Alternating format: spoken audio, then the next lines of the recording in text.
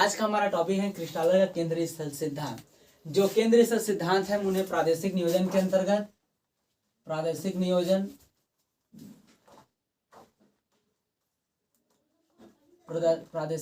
और अधिवास भूगोल के अंतर्गत जो है, अधिवास भूगोल में हम जो है नगर नियोजन के अंतर्गत जो है इसका अध्ययन करते हैं। ठीक है, तो केंद्रीय स्थल सिद्धांत जो है वाल्टर क्रिस्टालर महोदय ने 1933 में प्रतिपादित किया था। उन्होंने जो है दक्षिण जर्मनी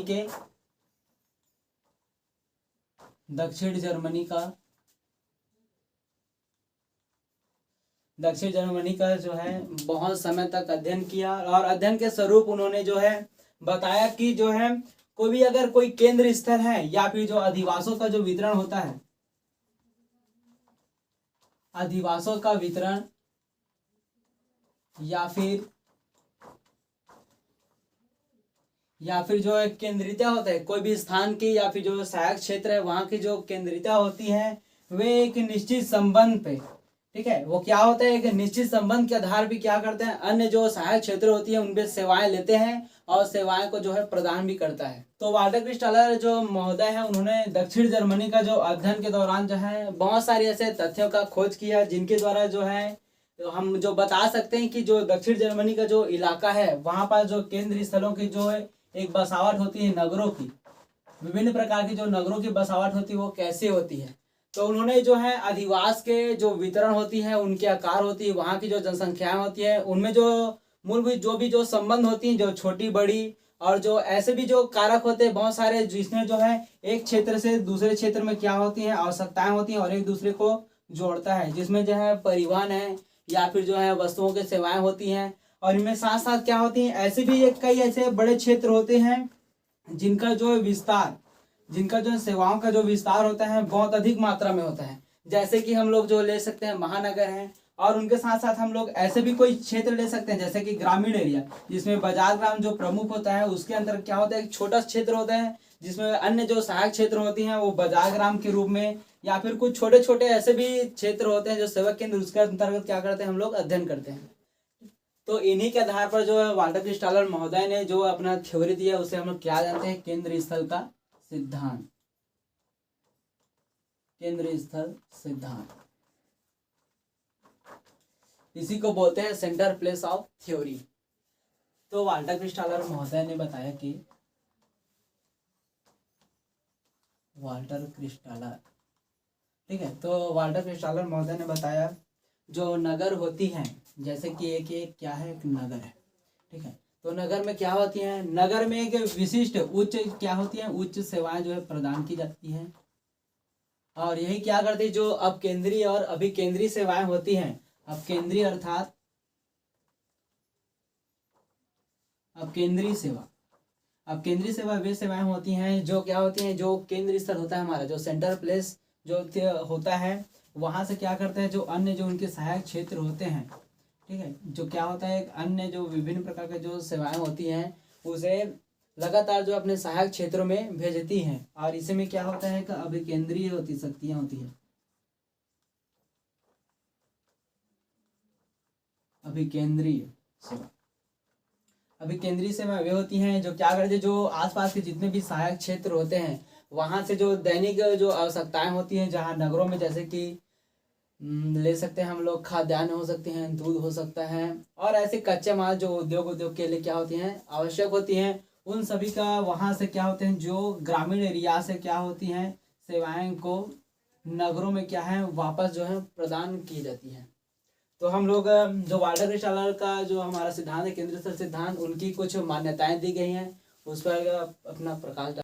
तो वाल्टर क्रिस्टालर महोदय ने अपने सिद्धांत में जो है मूलभूत बहुत सारी ऐसी जानकारियां दी गई हैं और मान्यता भी दिया गया है जिनका जो है अन्य जो विद्वान है उनका जो क्या है आलोचना के रूप में बताते हैं।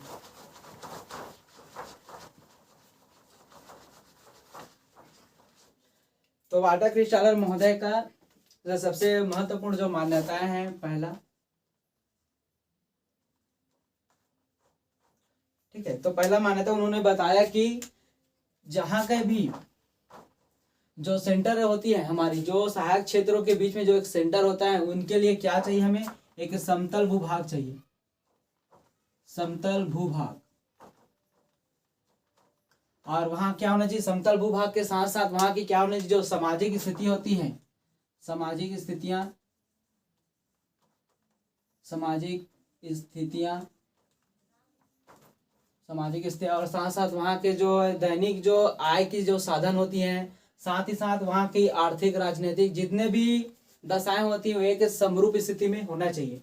और दूसरा उन्होंने बताया कि जहाँ की जो सहायक क्षेत्र हैं, जैसे कि यहाँ पास जो हमारा केंद्र केंद्र स्थित है, ठीक है, तो केंद्र के क्या होना चाहिए, सभी दिशाओं में, ठीक है, स्वतंत्र रूप से परिवहन का क्या होना चाहिए, साधन होना चाहिए।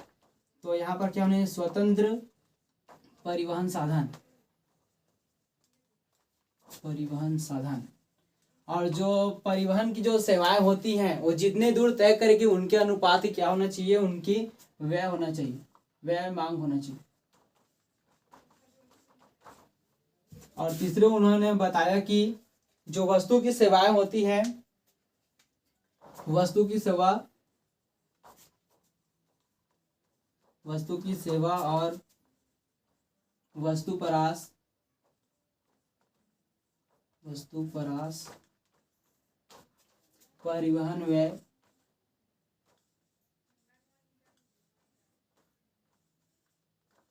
व्यय के मांग के अनुरूप ही होना चाहिए, ठीक है। तो हमारा जो अगला टॉपिक है केंद्रीय स्थल एवं केंद्रीय कार्य। तो केंद्रीय स्थल कौन सा स्थान होता है, केंद्रीय स्थल एक ऐसा स्थान होता है जहां पास क्या होता है, जो अपने जो चतुर्दिक स्थान होता है वहां पास हमेशा क्या होता है, जो वस्तुएं होती हैं या फिर विभिन्न प्रकार की योजनाएं होती हैं उनको अपने चतुर्दिक स्थान पर क्या है, सेवाओं का प्रदान करते हैं। और केंद्रीय कार्य क्या है, केंद्रीय कार्य एक ऐसा विशिष्ट कार्य होता है जिसमें अभिकेंद्रीय एवं अपकेंद्रीय कार्यों का निर्वहन किया जाता है। जैसे कि अपकेंद्रीय कार्य, अपकेंद्रीय कार्य ये एक विशिष्ट कार्य होते हैं जो हमेशा क्या करते हैं, जितने भी जो केंद्र में, केंद्र जो होती हैं बहुत प्रकार के होते हैं। जैसे कि छोटा वाला केंद्र होता है बाजार ग्राम, बाजार ग्राम, ठीक है। और अपने सर्वोच्च उच्च स्तर का देखते हैं तो हम लोग एक ले लेते हैं महानगर, महानगर। तो बाजार ग्राम का जो केंद्रीय कार्य होते हैं सिर्फ क्या होते हैं, बाजार मूल्य जो वस्तुओं का उदाहरण लेते हैं हम लोग, तो बाजार के जितने भी जो हमारे मूलभूत जो आवश्यकताएं होती हैं उनका अपने चतुर्दिक स्थानों पर क्या करते हैं, सेवाओं को प्रदान करते हैं। और उसी प्रकार जो महानगर होती है, महानगर में क्या होता है, विभिन्न प्रकार के विशिष्ट उच्च स्तर का क्या सेवाओं का प्रदान किए जाते हैं। और अभिकेंद्रीय कार्य, अभिकेंद्रीय कार्य, अभिकेंद्रीय कार्य ऐसा कार्य होते हैं जो क्या होती हैं, जो सहायक क्षेत्र होती है वहां से उद्योग के लिए कच्चा माल या फिर अपने दैनिक जीवन के लिए जो मूलभूत जो हमारी आवश्यकताएं होती हैं, रोटी कपड़ा दूध, जो ये सब भोजन के लिए क्या करते हैं हम लोग, वहां से सेवाओं का, जो सहायक क्षेत्रों से क्या करते हैं, सेवाओं का आदान प्रदान के रूप में हम लोग निर्वहन करते हैं। अगला जो हमारा टॉपिक है तीसरा, प्रवेशी जनसंख्या और वस्तु का परास।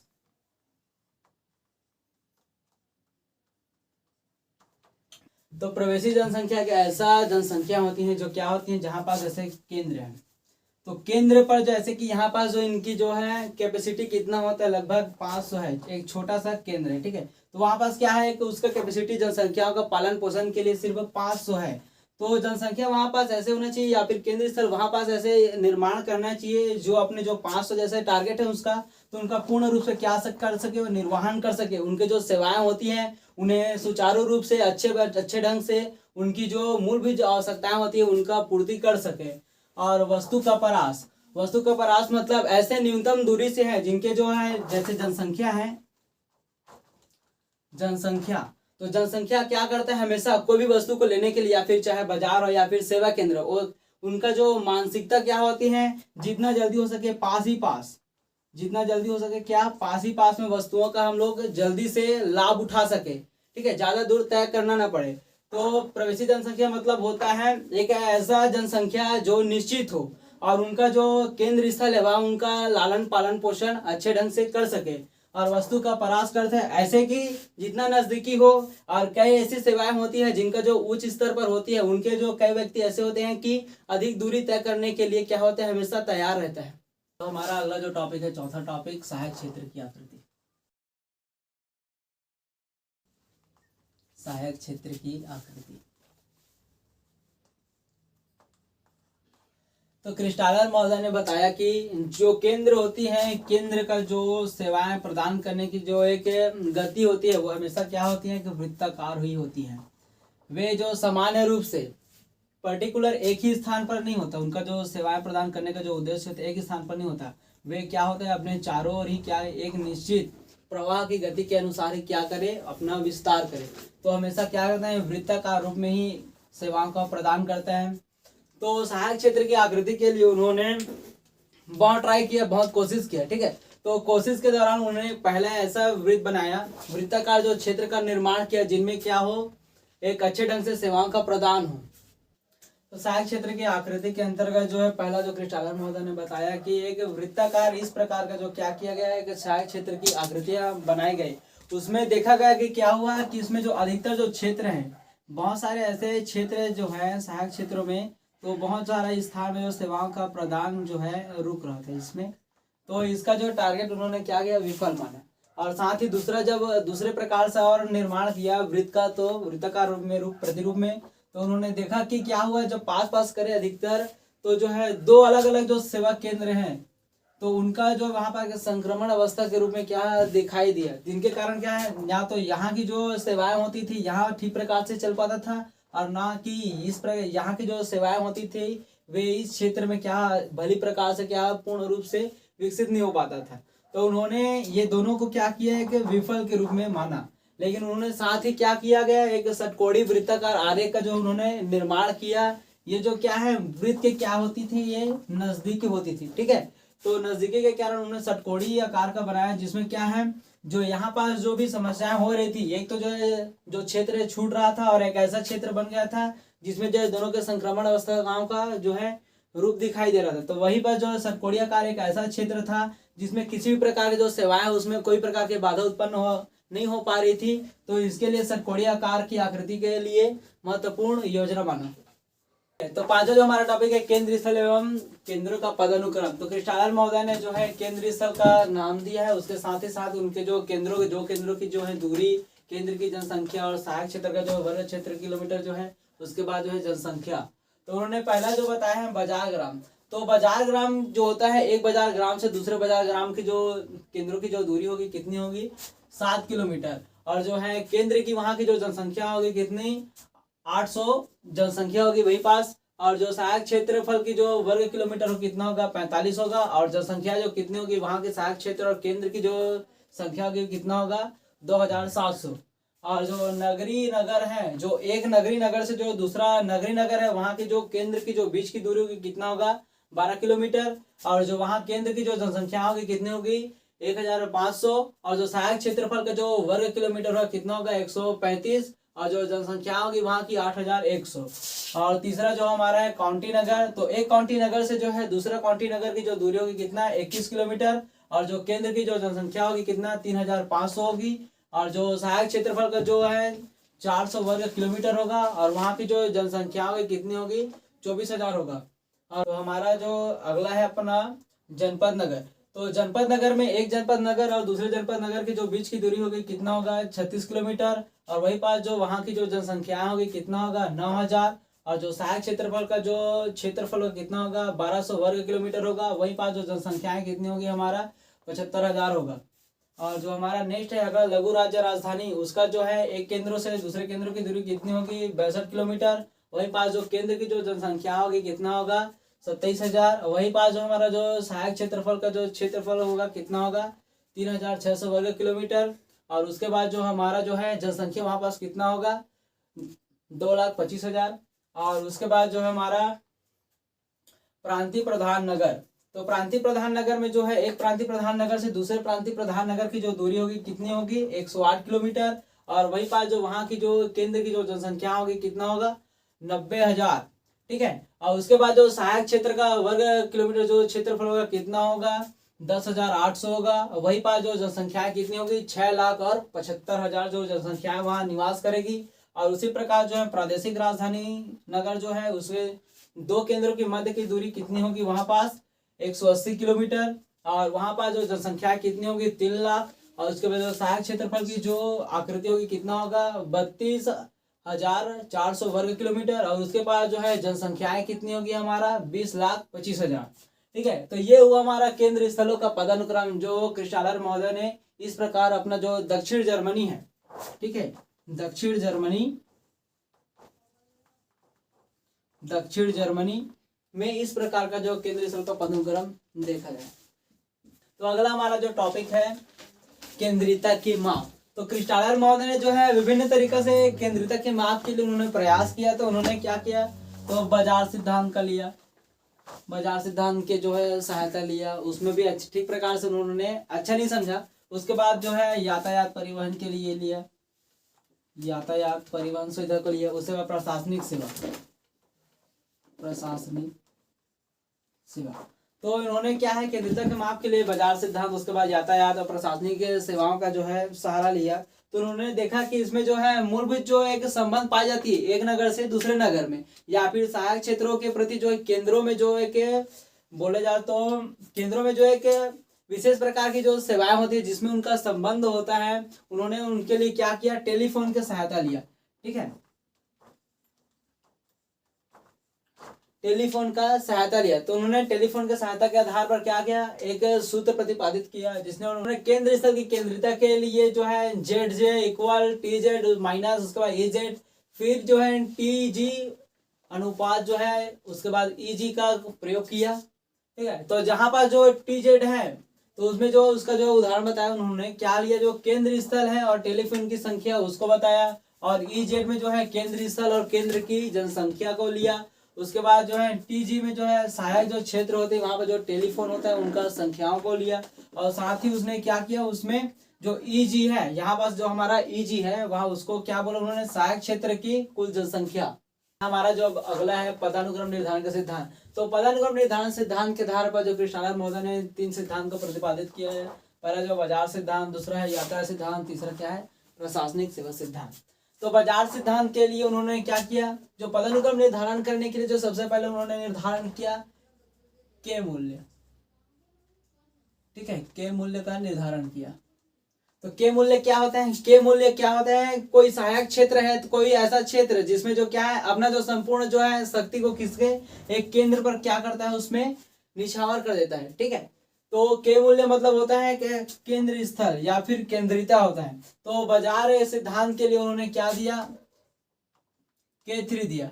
ठीक है, तो K3 में उन्होंने बताया कि कोई भी ऐसा क्षेत्र होता है जहां पास बाजार सिद्धांत के आधार पर कोई एक ऐसा क्षेत्र होता है जहां पास जो बाजार होती है, जो केंद्र पास होती है, और जो अन्य जो सहायक क्षेत्र की केंद्र होती है वहां से क्या करते हैं एक त्रिज्या अनुपात में, मतलब हर एक सहायक क्षेत्र से जो अपने सहायक क्षेत्र होती है उसके आसपास के क्षेत्र से 1/3 भाग को क्या करता है हमेशा सेवा प्रदान करता है।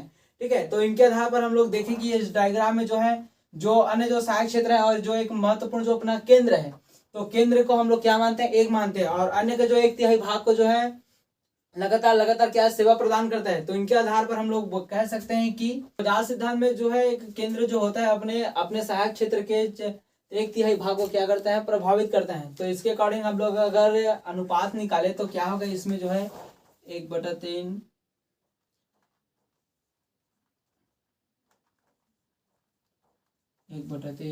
उसके बाद जो है 1/3 और लास्ट हम लोग ले लेते हैं 1/3। तो अर्थात अगर हम इसका टोटल किया जाए तो इसमें क्या होगा 6।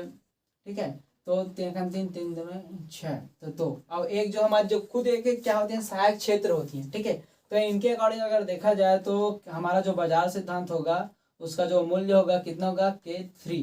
अर्थात जो ये जो है ज्यामिति दर से जो बढ़ती है त्रिज्यामिति और ज्यामिति दर से, तो उसमें क्या होते हैं एक होगा x पहला सहायक क्षेत्र होगा जो केंद्र होगा, उसके जो साथ उसके जो बढ़ती दूरी होगी उसका जो अनुपात कितना होगा 3 होगा, उसके बाद 9 होगा, फिर 27 होगा, फिर उसके बाद 81 होगा।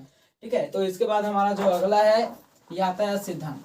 यातायात सिद्धांत में क्या होता है, इसमें जो परिवहन सुविधाएं होती है हमेशा जो बड़े बड़े केंद्र होती हैं जो उसके बीचों बीच से क्या परिवहन सेवाओं को गुजारा जाता है। गुजारा इसलिए जाता है ताकि उनके जो है जो बाजार जो व्यय मूल्य होता है परिवहन व्यय मूल्य होता है वो साथ ही जो आसपास के जितने भी क्षेत्र है एक साथ उनका जो है लाभ उठा सके। ठीक है, तो हमारा जो दूसरा है यातायात सिद्धांत है। यातायात सिद्धांत में क्या होता है, जो यातायात जो परिवहन सुविधाएं या सड़कें होती है उसे जो विभिन्न नगरें होती है, ठीक है, तो उनके विभिन्न नगरों के केंद्रों से गुजारा जाता है।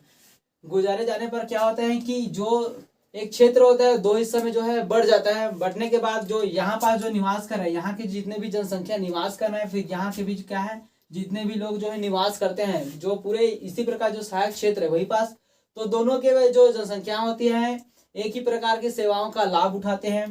तो इस प्रकार से हमने जो है जितने भी सेवा केंद्र है उसे दो भाग में हम लोग डिवाइड करते हैं। तो इस प्रकार देखते हैं हम लोग 1/2, 1/2, 1/2, 1/2, 1/2 और 1/2। तो इस प्रकार अगर हम जो है इसका के मूल्य निकाले तो क्या होगा 6/2, तो 2 तिया 6, और एक खुद हमारा जो मेन स्टेशन होता है, ठीक है, जो खुद हमारा जो क्या है केंद्र स्थल है, तो उनके अकॉर्डिंग देखा जाए तो कितना होगा, जो हमारा के मूल्य होगा 4 होगा। अर्थात जो यातायात जो हमारा जो के स्थिर सिद्धांत है, ठीक है, तो के मूल्य का जो है कितना वैल्यू होगा 4 होगा।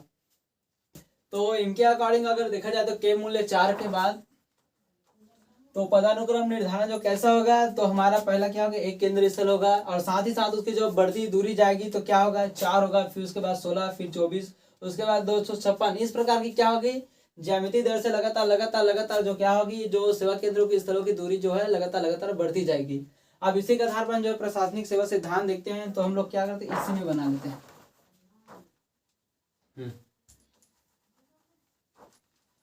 प्रशासनिक सेवा सिद्धांत में जो है एक केंद्र स्थल होता है, वे जो है अपने जो सहायक क्षेत्र होती है उसमें पर्टिकुलर विभिन्न प्रकार की योजनाओं का निर्माण करता है, और योजनाओं को जो है सीधा डायरेक्टली जो है केंद्र स्थलों पर पहले भेजता है। केंद्र स्थलों के बाद ही क्या होता है अलग अलग क्षेत्रों में जो है जो उनके सहायक क्षेत्र है वहां से जो है उसका विस्तार बढ़ता चला जाता है। तो जैसे कि हम लोग मान ले जो है हमारा ये केंद्र स्थल है, ठीक है, प्रशासनिक सेवा के लिए तो ये हमारा केंद्र स्थल है। तो सबसे पहले ये क्या कहेगा, ये जितने भी अन्य जो अपने जो सहायक क्षेत्र की केंद्र स्थल है तो वहां पर सबसे पहले डायरेक्टली क्या करेगा सेवाओं का प्रदान करेगा, और जो यहाँ से जितने भी फिर उसके बाद और जो अन्य सेवाएं होगी वे भी अपने जो चतुर्दिक स्थानों पर क्या होगा लगातार लगातार जो है सेवाओं को प्रसारित करेगा, ठीक है। तो इस आधार पर हम लोग देखते हैं कि सभी जगह क्या है एक एक केंद्र है, तो सभी जगह एक एक सेवा केंद्र है। तो इनके अकॉर्डिंग अगर देखें तो कितना होगा लगभग जो है 6 सहायक क्षेत्र है, तो हमारा 6 होगा, और खुद एक ऐसा क्षेत्र होता है जो केंद्र से जहाँ से नियोजन किया जाता है, तो उसके अकॉर्डिंग देखा जाए तो के का मूल्य कितना होगा 7 होगा। तो इस प्रकार देखा जाए तो जो केंद्रीय स्थलों का जो निर्माण जो पदानुक्रम है तो उनकी दूरी क्या होगी, एक जो है प्रशासनिक सेवा सिद्धांत है उसका केंद्र के आधार पर, तो एक केंद्र के बाद जो है कितना होगा 7 होगा, उसके बाद उसकी दूरी कितना होगा 49 होगा, फिर उसके बाद 343। इस प्रकार दूरी के साथ साथ क्या होगा जो केंद्रीय स्थल है केंद्रीय कार्य होता है उसका, और बहुत सारी ऐसे भी महत्वपूर्ण जो सुविधाएं होती हैं लगातार लगातार दूरी के साथ बढ़ती जाती हैं, और केंद्रीय स्थलों का जो है सेंट्रल वो भी जो है लगातार लगातार बढ़ती जाती हैं। तो हमारा सिद्धांत इस प्रकार कंप्लीट होता है। तो 1933 में जो है कृषालाल महोदय ने इस सिद्धांत को प्रतिपादित किया था। उसके बाद जो है 1938 में जो है जब प्रेजेंट किया सबके सामने में, तो उन्होंने जो है विभिन्न आलोचक का सामना करना पड़ा, जिसमें कई विद्वान ऐसे थे जिन्होंने बताया कि जो यह सिद्धांत है केवल जो है एक समतल भूभाग पर ही क्या होगी विकसित हो सकता है, जो अन्य जो हमारे जो क्षेत्र है जैसे कि कहीं ऊंचे भाग है कहीं नीचे भाग है, तो वहां पास जो है इस प्रकार का जो व्यवस्था देखी नहीं जा सकती। उसके बाद जो दूसरों ने अन्य विद्वान ने बताया कि यातायात का जो है अभाव है, ठीक है, मतलब जो है हर एक जो एक क्षेत्र होता है उसमें विशिष्ट प्रकार की क्या होती है नियोजन होती है। तो कई जगह ऐसे देखा जाता है जैसे कि कृषालाल महोदय ने बताया कि जो दक्षिण जर्मनी है उसमें जो क्या है एक अरीय कार्य, मतलब जो केंद्र स्थल है उसके जो बाएं बाएं जो हमारी जो एक स्थिति होती है एक स्थान होता है उनके बाहरी रूप से क्या है एक अरीय रूप में ही क्या है जो यातायात जो होता है वो लगातार जो है चलती रहती है, लेकिन जो है हर एक स्थान पर इस प्रकार का देखा नहीं जाता। उसके बाद जो उलमैन जो महोदय है उन्होंने बताया कि जो है स्थानिक विभिन्नता के कारण जो है षटकोणीय आकार को जो है लागू नहीं किया जा सकता, अर्थात जो है कई पास तो ऊंचे पर्वत हैं कई पास फिर से नदी है, तो सड़क परिवहन में बहुत सारे ऐसे बाधाएं होती हैं जिनके कारण इस प्रकार के जो षटकोणी जो हमारी जो सिद्धांत दिए हैं कृषालाल महोदय ने इस प्रकार का संभव नहीं पाएगा। और जो अगला है हमारा जो एक यह जो एक काल्पनिक जो है कृषालाल का जो सिद्धांत है काल्पनिक है, मतलब जो है एक सैद्धांतिकरण की जो प्रस्तुत व्याख्या तो एक पूर्ण रूप से किया है, लेकिन क्या है इसमें एक प्रमुख जो प्रमाण, एक मॉडल जो है हम लोग सिर्फ देख सकते हैं, लेकिन इसे व्यवस्था करने में जो है बहुत सारी समस्याओं का हम लोग को क्या करेंगे, सामना करना पड़ेगा। उसके बाद जो है नेक्स्ट हमारा जो है केंद्रीयता निर्धारण में टेलीफोन का उपयोग जो है वर्तमान समय में क्रिस्टालर महोदय ने उस समय जो है केंद्रीय स्तर में जो केंद्रीयता के माप के लिए क्या किया था, टेलीफोन का क्या यूज किया था। लेकिन जो अब के समय में देखा जाता है कि सबके पास मोबाइल फोन है, ठीक है, और बहुत सारी ऐसी भी सुविधाएं हैं जिसके कारण जो है टेलीफोन के जो केंद्रीयता के माप का जो एक तरीका बताया था, जो K3 K4 वाला K7, तो इस प्रकार की सेवाएं भी नहीं देखा जा सके। ठीक है, तो इसी के में क्या करते हैं, जब 1940 से 1945 के बीच जब और एक अधिवेशन हुआ जिसमें क्या हुआ, अमेरिका के, ठीक है, तो इसमें अमेरिका के विद्वानों ने क्या है, भरपूर मात्रा में जो क्या है इसका सहयोग किया। तो इस प्रकार से यह सिद्धांत जो है पूर्ण रूप से विकसित हुआ, विस्तार हुआ, और इसका लोगों में जो है जगह जगह पर क्या है कि चर्चित होने लगा। ठीक है, धन्यवाद।